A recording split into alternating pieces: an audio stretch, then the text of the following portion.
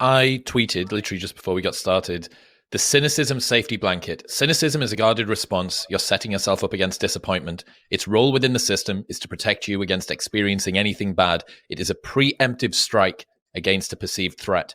If I tell myself that all women are bad, then I'm less likely to seek a relationship with women. And as a consequence, I'm never going to feel the pain of rejection. If I tell myself that everything is shit or that things will never get better, then I'm excused of ever having to try anything. It's more comfortable to get fatalistic and call it pragmatism. The cope is framing hope as pathetic and embarrassing and optimism as delusion. It's sour grapes at an existential level. If everything sucks and everyone is horrible and reality is disappointing, and you know that for a fact, it's the people acting like things can be better that are dumb, delusional, and the problem. The upside of never having to feel the pain of failure. That's a very impressive post, Chris. What can I say?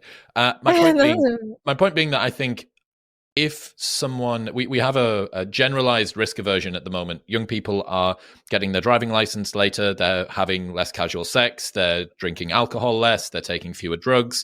They are starting getting jobs later in life. It's slow life strategy. Everything is getting pushed out because people don't deal with risk particularly well. And, even if you're a Sigma male gym emo, it's still the same on your side too, that you're prepared to do hard things, but only within the bounds of what you consider to be acceptably hard.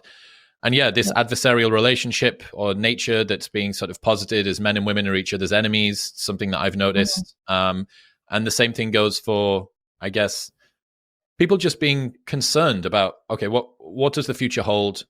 I will take all of my cues about this from the internet. Yeah, exactly that. What happens is, especially when we have low self-esteem, when we've got low self-esteem, the ego has to find ways to defend itself. We need to defend our ego because we don't have pure self-love and self-esteem. And the quickest and easiest way to defend your ego is by rejecting what may reject you. If I quickly say, oh, who wants abs? I don't have to go to the gym.